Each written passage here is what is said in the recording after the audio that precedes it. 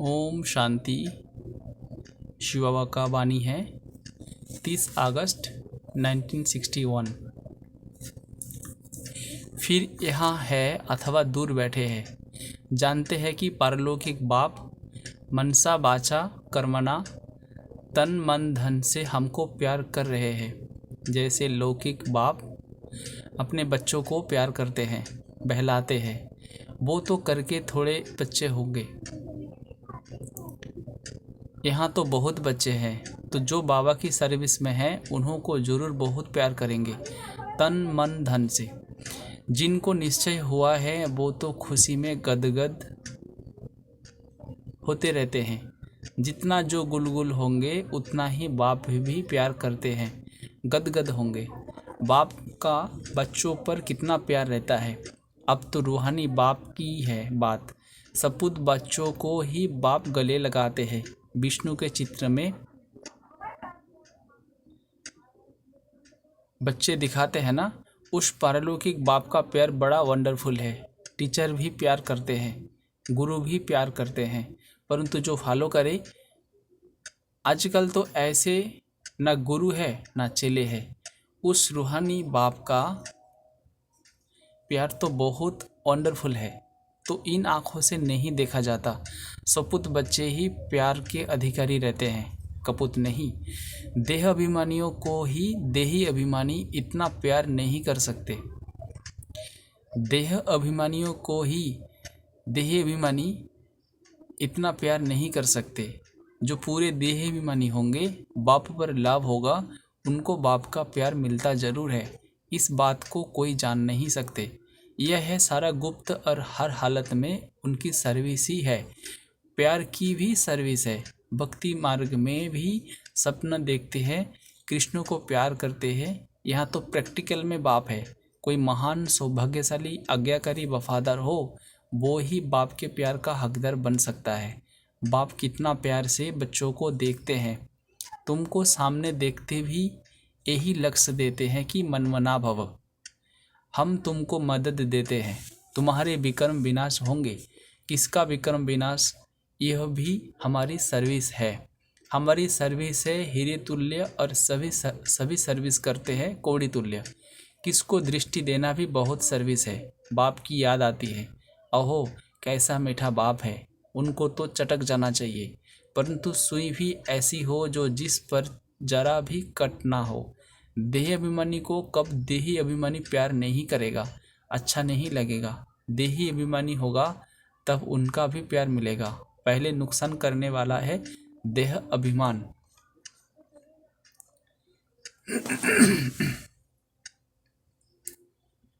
30 अगस्त 1961 का page number 2, Shiv बाबा की वाणी। देही अभिमानी वाले को कि देह अभिमानी से पटेगा नहीं। देह अभिमानी वाले की देह अभिमानी से पटेगा नहीं। पहला नंबर का कट है देह अभिमान। जो मोह में फंसे हुए है वो देह अभिमानी बन ना सके। देही अभिमानी सदैव खुश मिजाज रहेगा, क्योंकि यह बहुत लाडला बाप है। इन जैसा बाप हो नहीं सकता। अब वृद्धि होती जाएगी, प्रभाव निकलता जाएगा। ये ब्राह्मणों का बहुत छोटा झाड़ है। यह झाड़ धीरे धीरे बुद्धि को पाना ही है। इन बातों को हम ही जानते हैं और कोई धर्म वाले जान नहीं सकते। हम जानते हैं कैसे माली कलम लगाते हैं और फिर वो खवैया भी उस पार ले जाते हैं। खवैया तो अंत में ही आकर बनेंगे, जबकि कलियुग से सत्ययुग ले जाना है। दापर में तो खवैया बन ना सके, क्योंकि दापर के बाद कलियुग को आना है। इसीलिए परमपिता परमात्मा शिव आते ही है कलियुग के अंत में। खिवैया उनको ही कहा जा सकता है जो पुराने झाड़ को पलटावे अथवा पुराने घर को नया बनावे। खिवैया अथवा पतित पावन एक ही है जो नई दुनिया में ले जाते हैं, और वो आते ही है संगम पर। कलियुगी संसार में आ नहीं सकते, वो संगम वाले संसार में ही आते हैं। जैसे नरसिंह के लिए कहते हैं ना, उसने कहा न अंदर न बाहर। तो बाबा भी ना कलियुग ना सत्ययुग, बीच में संगम पर आते हैं। नरसिंह अवतार आकर आसुरी संप्रदाय का विनाश कराते हैं। भागवत में बातें कुछ कुछ है, परंतु सब उल्टी कर दी है। दिखलाते हैं थंब से निकला आदि आदि, ऐसी बात तो है नहीं। तो मोस्ट बिलीवेड बच्चे हैं, जितना जास्ती सर्विस करने वाला होगा उनको बाबा बहुत प्यार करता रहेगा।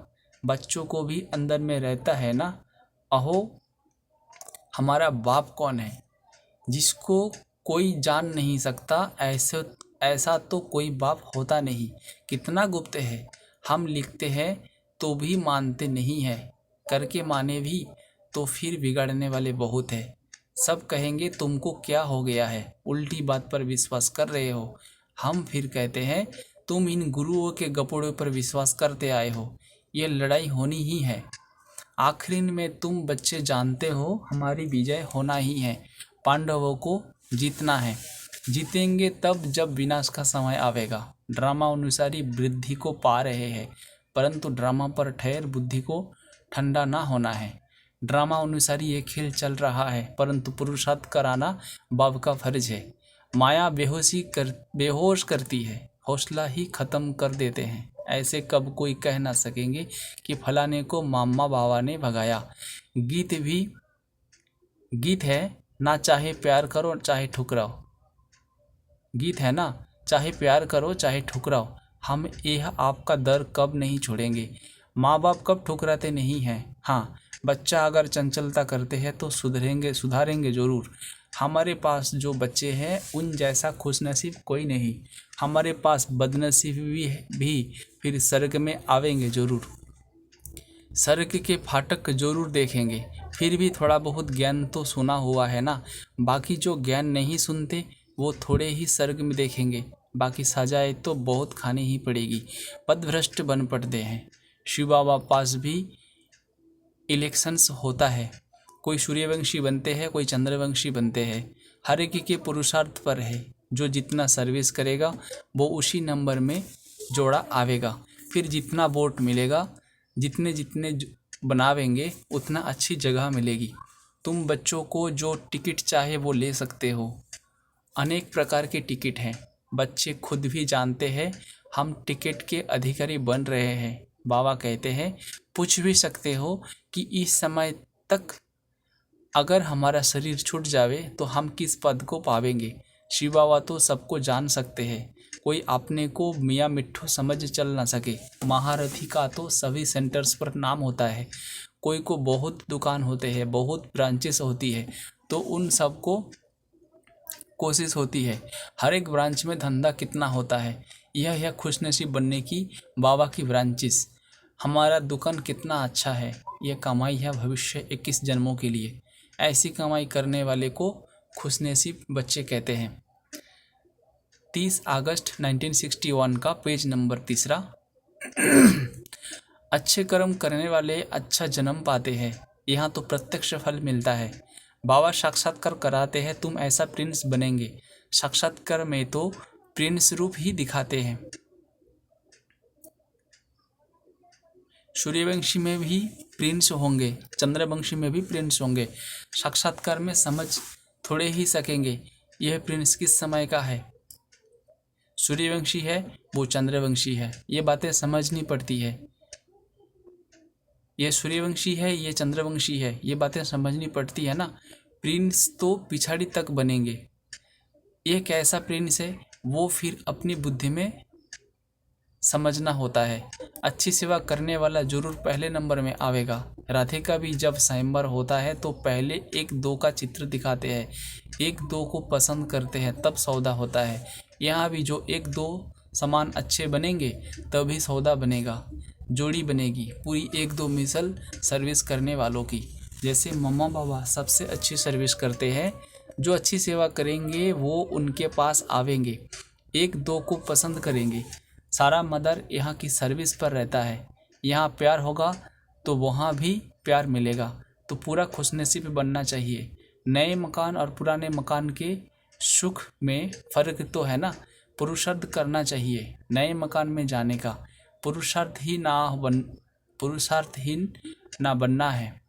रेस में पिछाड़ी वाला घोड़ा भी आगे निकल जाता है। यहाँ भी ऐसे है, पिछाड़ी वाले बहुत तीखे जा रहे हैं। बाप के गले का हार बनना है तो पुरुषार्थ भी ऐसा करना चाहिए।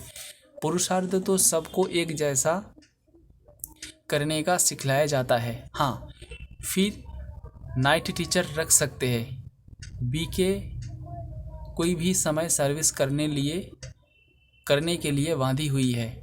जो टाइम फुर्सत का मिले उस समय आना चाहिए। हम बात सही कैसे जुक्ति से लेते हैं, ना लड़ाई ना झगड़ा, कोई बात नहीं है। हमारा झगड़ा मामला है तो माया से है। माया ने ही राज्य छीना है, ऐसा और कोई ना कह ना सके। जिनको पता नहीं है वो कहेंगे ये क्या बोलते हैं कि हम माया से लड़ रहे हैं। भागवत में है ना, चिड़ियों ने समुद्र सुखा लिया, तो तुम बच्चियाँ कहती हो हम सारी दुनिया को पवित्र बनावेंगे। तो सभी हंसते हैं, यह चिड़ियाएँ कहाँ से निकली है जो सारी दुनिया को पवित्र बनावेगी। तुम ज्ञान सागर को हप कर लेती हो तो सब कुछ बरसे में ले लेते हो ना। सब कुछ ले लेना माना सुखा लेना। बाबा से हम राज्य भाग्य ले लेते हैं ना, फिर यह ज्ञान खलास हो जाएगा, हम बादशाह बन जाएंगे।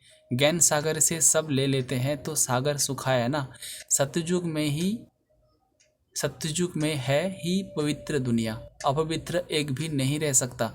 यह तो सन्यासियों ने झूठ बतलाया है कि वहाँ भी कंस रावण आदि थे। तुम देख लेना, अपवित्र दुनिया विनाश हो, हमारी पवित्र दुनिया स्थापन हो जाएगी। ड्रामा अनुसार हम बाप से पूरा वर्षा राज्य भाग्य का ले ही लेंगे। जिन्होंने पुरुषार्थ किया है वो ही अपना वर्षा लेंगे। यह भी ड्रामा है। हमारे सामने सारा प्लान खड़ा है। समझाने का स्कोप बहुत अच्छा है। कोई सर्विस को लग जावे तो सारा दिन इस सर्विस में लगे रहो, हो सकता है शमशान में जाओ, रेल में जाओ, हम गवर्नमेंट से भी टिकट लेकर देंगे, परंतु सर्विस की कुंजी चाहिए। चित्रों पर गाइड टू हेवन लिखा हुआ हो, कोई भी देखे तो चकित हो जाए और फौरन ले लेंगे। रेलवे में बहुत सर्विस हो सकती है, परंतु बाबा के कारखाने की कारीगरी बहुत ठंडी है। बाबा को बारूद देने का बहुत शौक है, परंतु कारीगर काम करने वाले बहुत ढीले मिले हैं। ओम शांति।